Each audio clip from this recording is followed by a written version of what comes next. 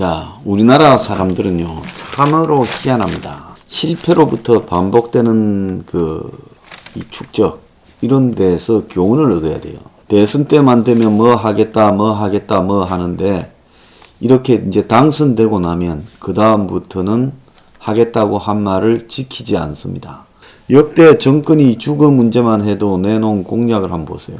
그것들이 다 지켜졌더라면 지금 오늘날 부동산 폭등이 있겠습니까? 그래서 결국은 대선 때는 지도 지키지 않을 것을 뭐든지 한다고 해라. 그리고 당선되면 그야말로 저 높은 데 올라앉아가지고 쌩 까버리는 겁니다. 그러니까 한마디로 당선된 후부터는 누구도 너 왜 안 지키냐고 뭐라 할 수 없어요.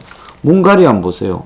당선되면 청와대에서 업무를 보는 게 아니라 정부 종합청사에서 업무를 보고 퇴근길에 이 호프집에서 퇴근하는 직장인들과 한잔 하겠다, 이런 식으로 말하지 않았습니까? 그런데 어떻게 됐어요? 안 하잖아요. 처음부터 할 생각이 없었던 말을 했고, 청와대 궁궐 같은 공간을 즐기기를 아주 좋아했죠. 그러니까 결국 그런 이 실패의 경험에서 우리가 느끼는 것은 뭔가 하면, 대선 후보 때 코를 끼야 된다. 대선 후보 때 코를 끼지 않으면 나중에는 늦다라는 거죠. 그래서 당선되고 나면 공약을 안 지킨다고 뭐라고 할 수단이 없다라는 겁니다. 그리고 당선되자마자 엄청난 권력을 손에 쥐기 때문에 그 다음에 너 왜 안 지키냐고 따질 언론이나 시민단체나 국민도 없다라는 거죠. 어제 윤석열이가 대한민국을 확 바꾸겠다. 정권 교체 뜻 같다면 힘 합쳐야. 중도 합리적 진보로 기반 넓혀 위성 정권을 반드시 교체하겠다. 그리고 방역 부동산 문제를 집중 비판했습니다. 그래서 1호 공약이 코로나에 당한 서민 경제를 회복시키겠다, 이렇게 말을 했고, 집 없는 국민은 급등한 전세 보증금과 월세 때문에 고통을 받고, 집 있는 국민은 과중한 세금 때문에 고통을 받고 있다. 서민의 잠자리를 내팽개치고 부패 기득권의 사익을 챙기는 민주당 정부는 누구를 위한 정부냐, 요렇게 말을 했고, 코로나 사태와 관련해서 그동안 행명 21이 그렇게 이야기해온 민주당 정부는 중환자 병실을 늘리는 데 써야 할 돈을 오로지 표를 더 얻기 위해 전 국민에게 무분별하게 뿌려댔다. 자, 이런 걸 알면서 똥당이 엊그제 국회에서 602조입니까? 내년 예산안을 그대로 통과시켜 줍니까? 116조 6천억의 코로나 이후 6번의 코로나 추경을 사실상 지금 방역 체계, 의료 체계를 강화하는 데 쓰지 않았다라는 부분에 대해 정권이 반성을 하라고 하고 그 사과를 전제로 통과시켜 줘야 된다. 이렇게 해야죠. 후보가 당에다가요. 원내대표한테 그래야 되지 않습니까? 그런데 이런 거는 그대로 통과시켜 줘놓고 이제 와가지고 문 정권이 써야 될 돈을 엉뚱한 데 쓰고 방역을 강화 안 했다, 이렇게 말하는 게 무슨 의미가 있어요? 자, 그래서 이 대통령이라는 부분에 대해 왕이 아닙니다. 임금이나 황제가 아니에요. 국민의 머슴이에요. 국민의 대리인이에요. 어느 순간에 대리인이 그 권력을 가시하면서 설치고 까부는데 국민의 머슴이라는 겁니다. 그러면 그 머슴을 길을 들여서 제대로 군기를 언제 잡아야 되겠어요? 대선 전에 잡아야 되죠. 그리고 그가 나중에 사기치지 않도록 대선 전에 안전장치를 이렇게 다 갖추어야 되는 겁니다. 그런데 대선 때는 묻지마 지지해놓고 되고 나서 지키지 않는 부분에 대해 원래 그랬지 뭐 하고 체념하는 이 저열한 국민성은 어떻게 해석해야 되냐, 지금 이 문제에 대해 제가 이야기를 하고 싶은 겁니다. 지금 오늘 아침에 보면 조선일보의 김대중 칼럼이 좌파의 폭정에서 국민을 구한다는 소명의식을 가져야 된다. 선거 전의 핵심 포인트는 인물, 조직, 정책이다. 자, 그래서 후보는 정해졌고 이제 조직과 정책이 문제다. 선대위 구성이 조직이고 선대위는 사람 인선의 문제다. 요렇게 말을 합니다. 자, 그러면서 이 선대위가 개판 5분 전이었다. 그런 이야기를 열거하고, 윤은 26년 공직 생활을 검사만 했고 입문 5개월 만에 지금 정치판의 수싸움에 제대로 이렇게 응할 수 없었을 거다. 이까지 온 것만 해도 눈여겨볼 일이다. 엄청 이해를 해줘요. 그러면서 윤 정권이 들어섰을 때 국민 앞에 어떤 변화가 올지 보여줘야 된다. 그는 그동안에 공정상식 있는 나라, 법치, 시장, 경제, 한미 동맹을 강조해왔는데 이런 이슈들이 다른 대내외적 정치 싸움에 가려져 있었다. 이걸 구체화하는 작업이 필요하다. 민노총과 정교조에 대해서 어떻게 할지 밝혀야 한다.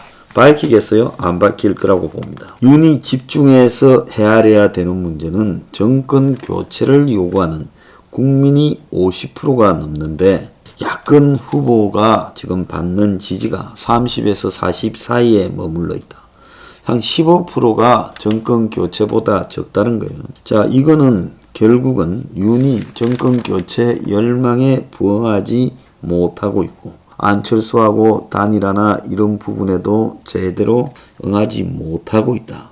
그래서 윤에게 시대적 소명에 충실해야 된다고 하나마나한 소리를 하고 있습니다. 정말로 시대적 소명은 안철수 끌어들여서 대선 이기는 정치공학적 사기술이 아니라 진짜로 윤에게 필요한 시대적 소명은 이 시대가 어떤 시대로 지금 규정할 수 있는가.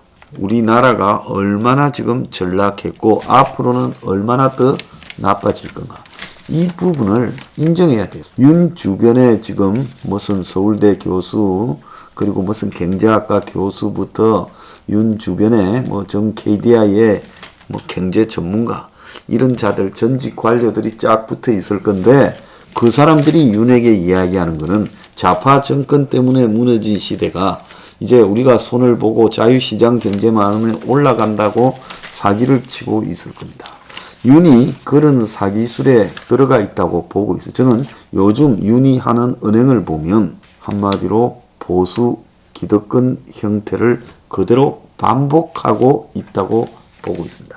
윤이 이 시대에 대한 조그만한 통찰력이나 해안이라도 있다면 이 시대야말로 국민 대다수가 가난해질 수밖에 없는 시대, 그리고 출구가 없는 시대, 세계 경제가 앞뒤가 꽉 막혀 있는 시대, 충격이 하나만 터지면 바로 IMF나 외환위기 그리고 금융위기가 결부되는 대형 퍼펙트 스톰이 와서 한국 경제가 완전히 무너질 수도 있는 시대. 그리고 일자리는 아예 소멸되고 있고 빈부격차 양극화는 극대로 심화되고 그리고 다수의 국민 청년들은 미래를 희망할 수 없고 노인들은 자신의 남은 삶이 지옥 같은 시대로 가고 있다는 걸 윤 스스로가 알아야 됩니다. 근데 윤은 모를 거라는 거죠. 그러니까 그 주변에 있는 뭐 KDI니 전 재경부 이런 공직자들이 시대를 외면한 채 그냥 얄팍한 테크닉으로 자유시장 경제만을 윤에게 강조하고 윤의 입에서 나오는 이야기는 그렇게 교육받은 이야기가 걸러지지 않고 나오고 있다는 겁니다. 그래서 우리는 이 윤이 이 자신의 시각을 대선까지 바꿀 가능성이 별로 없고 그렇게 되면 정권 교체라는 명분만으로 묻지마 지지를 해준 대가가 국민의 삶의 개선으로 다가오지 않는다는 겁니다. 정권 교체를 하고 삶의 개선이 되지 않고 여전히 부동산 문제를 그대로 고통받고 여전히 일자리나 소득 감소 문제로 시달리고 미래도 없고 희망도 없는 시대가 계속된다면 정권 교체는 뭡니까? 그냥 문재인이 이재명이 안 봐서 속 시원하다 그것밖에 더 있습니까? 그래서 그렇게 하자고 이 난리를 피우는 것이 옳은가? 한번 생각도 해봐야 된다는 거예요. 기왕 바꾸는데 정권 교체도 하고 그리고 구시대를 버려버리고 새 시대를 여는 과감한 개혁을 해야 되지 않겠냐는 겁니다. 사람은 그대로인데 그래서 A 도둑이 해먹다가 B 도둑한테 넘겨주는 것을 묻지마 정권 교체가 이 시대적 대의다라고 말을 한다면 그건 잘못된 거죠.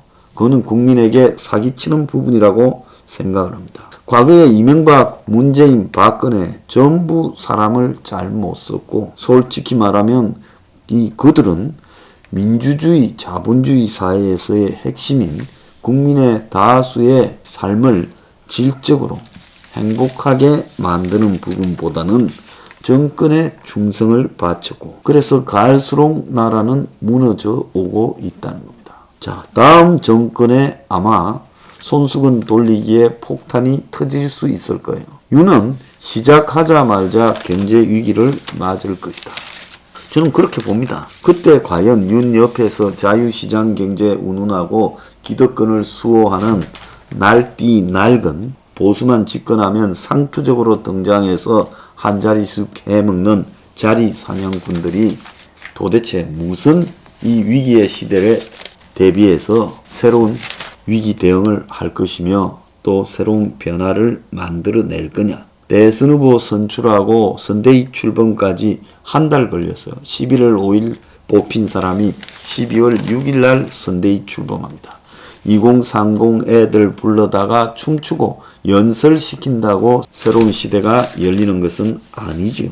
자, 이제 구체적으로 여러 가지 사안에 대한 자신의 입장을 말해야 되는 겁니다. 그런데 윤 앞에 이런 입장을 말해라는 사람들은 그동안 문 때문에 손해봤다고 생각하는 기득권들이 기득권을 위한 정책을 발표하라고 주로 말할 거예요.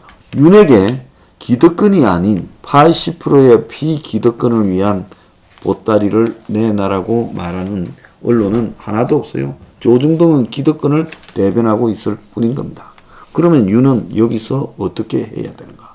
묻지마 정권 교체를 말할 게 아니라 왜 나로 정권 교체하는 게 다수 국민을 위해서 이익이 된다라는 것을 설득해라는 겁니다.